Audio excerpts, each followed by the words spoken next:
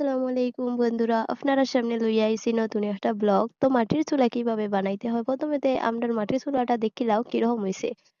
আর আমি আর আমার শাশুড়ি মা ভাবলাম আমরা যেহেতু ব্লগ ভিডিও বানাই তো একটা মাটির চুলা বানানি বহুত জরুরি।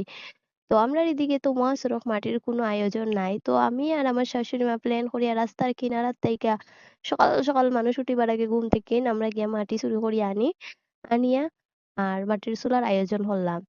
তো মাটির চুলায় ভাবলাম একটা ইউনিক বানাই, দেখতে যেহেতু আরাম লাগে ওরকম একটা বানাই। তো আমি প্ল্যান করলাম লাভের ডিজাইন দিয়া বানাই। তো আমি কিতা করছি, লাভের ডিজাইন উজাইন দিয়া দিছি আর আমার শাশুড়ি মা কাজে লাগি গেছে। তো মাটির চুলা বানাইতে গেলে প্লাস্টিকের বয়াম এটা লাগে। তো আপনার কাছে যদি প্লাস্টিকের বয়াম থাকে তো ওরকম মাটির চুলা বানাইবা, দেখবাই খুব সুন্দর হইব। তো আমার শাশুড়ি মা কাজে লাগি গেছেন।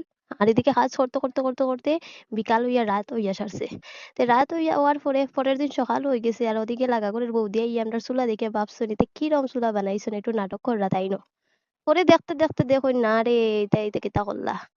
তো আপনারা কইবা আমরা মাটির চুলা কিরকম হইছে, আর লাভের ডিজাইনটা কিরকম হইছে। আপনারা যদি ভালোবাসা সাকসেস না হইতে আমরা এই মাটির চুলা তাই এক কাপ চা বানিয়ে খাইবা, দেখবাই খুব তাড়াতাড়ি সাকসেস হয়ে যাবে।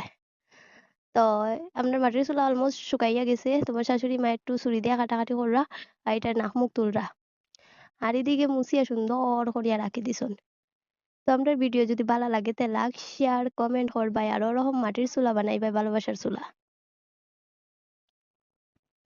আর একদিন আইবাই আমরার ঘরও ভালোবাসার চুলাত চা এক কাপ খাইয়া যাইবা। এদিকে আমরা